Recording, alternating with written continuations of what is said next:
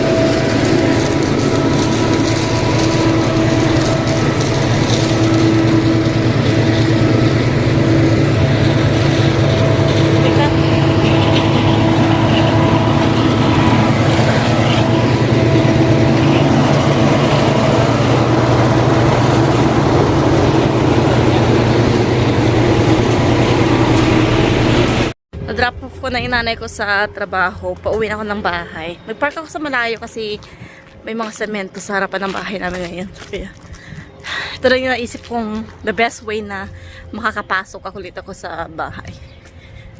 Kala ko pati doon. Dito rin nalagyan na. So, daan tayo ngayon dito. Akyat, dadaan muna tayo sa mga grass na mga kapitbahay. May mga spacing din naman pala. So, pwede muna akong duman dito. Pero, ayan na siya. Siguro it takes overnight para mag-dry ito. Hi guys! Good morning! So, kakatapos ko lang ng trabaho. And pauwi na ako. Medyo late pa ako akong may problema sa work. Nagka-global outage. And so, it's been affecting a lot of our applications sa trabaho. Kaya, ayun. Pauwi na ako. And sa forecast, medyo malakas ang hangin today. So, titignan natin kung kaano pa kalakas. So, yan guys. Nagsimula ng malakas na hangin. Nakita nyo yan? Tumba-tumba yan. Joke lang. Char-char lang. Pero, ayun. Based on forecast today, it's malakas ang hangin mamaya. And it's about 90 kilometers per hour ang wind gust. So, abangan na lang natin. Sana wag ganun kalakas. Ayan, so I just woke up from sleeping. So, galing ako night shift kagabi. And tingnan nyo guys. Oh my gosh. Ako napapansin, pero sobrang lakas ng hangin ngayon. Ayan o. Hindi makikita masyado sa puno. Sa may maganda. And kahit na malakas yung hangin, tuloy pa rin yung trabaho nila. O, tingnan nyo dun. May nagtatrabaho pa rin dun. Ayan guys, magkatapos nagpakapagod silang hindi kita. Sandali.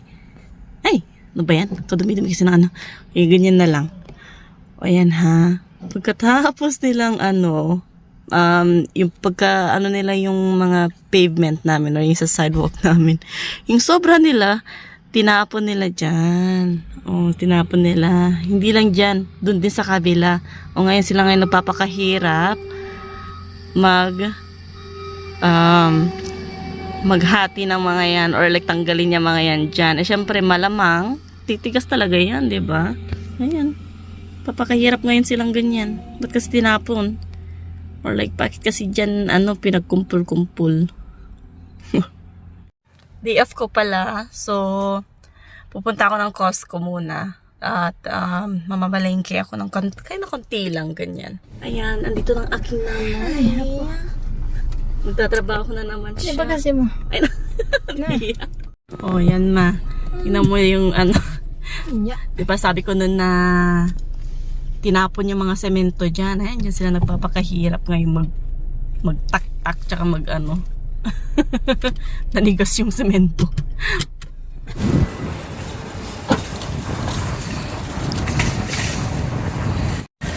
Diba? Akala mo aesthetic?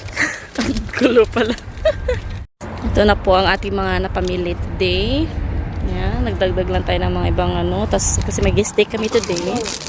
Meron tayo ng asparagus. Siguro naman kasya na yung isa dyan. Na. Yan. Tsaka off ang mga bata. Kaya nagdagdag tayo ng chicken strips, hash brown fries. Tsaka ito para kay Atra. Yan, ang nagastos natin today is 255.73. So, medyo mas mura siya. Well, hindi naman mas mura. Mas konti ang nagastos natin kesa nung last time na namalengke tayo. Nung last time, naka 400 something kami sa palengke. So, ayan. Naririnig nyo ba yan? Nagtatawanan tayo ng ibon na to, ah. Ay, punta na siya. Atak!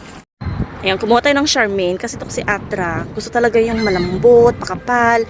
Eh, para sa akin, kahit anong brand. Basta ma-wipe yung pupo dyan sa likod, okay lang. Pero talaga tong si ano, very particular siya. Gusto niya talaga to. Ay, diba? Ang layo pala ng ano, yung babalikan ng cart.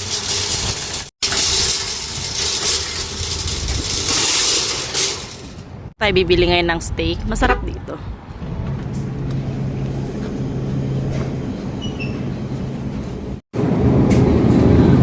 So, meron silang strip loin. Hinahanap natin is rib eye. Ayan. So, pinili natin yung madaming fats talaga. Ayan guys, ito na po yung nabili nating steak. And pag sa steak talaga, ang pinipili ko lang lagi is either rib eye or prime rib. Kasi yun yung malalambot, tsaka hindi siya dry. Gastos tayo ng 120. Pero at least mas mura na to kesa kumain ka sa restaurant. Yung binili ko nun sa ano nga bang restaurant yun? Sawmill Steakhouse. Yung isang ano, kasi may mga kasama naman ng ano nun, side dishes. Pero yung isang steak ata is pagkakaalala ko mga 50 something ata yun. So for $40 makuha ka na ng pang dalawang tao. So still worth it. Mas okay talaga pag magluto ka na lang sa bahay. Mas tipid. Dito na pala tayo sa bahay. Pero ang layo ng pagdodrop offan ko. Doon pa, oh. Ganda na itsura natin. So, unahin ko na muna to. And then, kunin ko yung trolley namin. Kasi medyo malayo. Mahirap magbuhat. Ayan. So, buksan ko muna to. At ito muna gagamitin ko. Ano? Kasi, mabigat masyadong ating mga pinamalengke. Ay, shoot. Yung lock. Taas natin. Yan. Taas na ba yan? Ito isa. Yan. So, hindi pa pala naka-unlock ito isa. Dali lang. Yan. Okay. Tara, let's!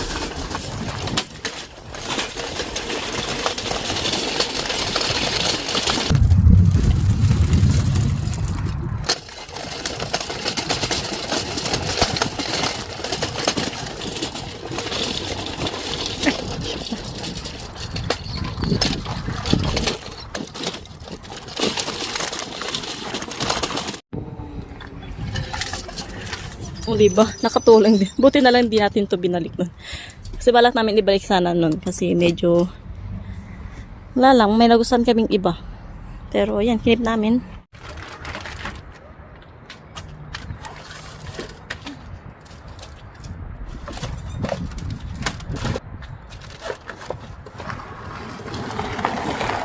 Tara, let's go!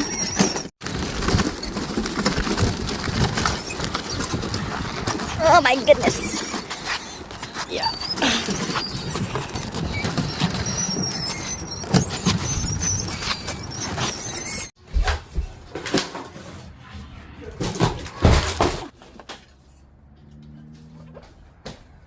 Ay, kapagod. Ha? Ayan, sige, magbuhat ka.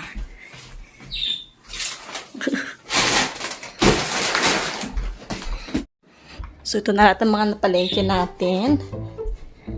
Yan.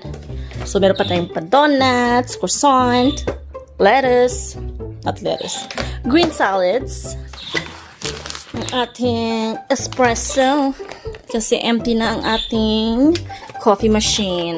Yan. Ayan. Lagay natin agad to sa freezer kasi malalambot to eh. Ayan guys, yummy. So medium rare ang in-order ko. Tapos pakita ko yung mga chef natin. And ayan, nagluluto pa sila ng more steak. Yummy. Dito kami sa loob kasi mausok siya medyo malamig.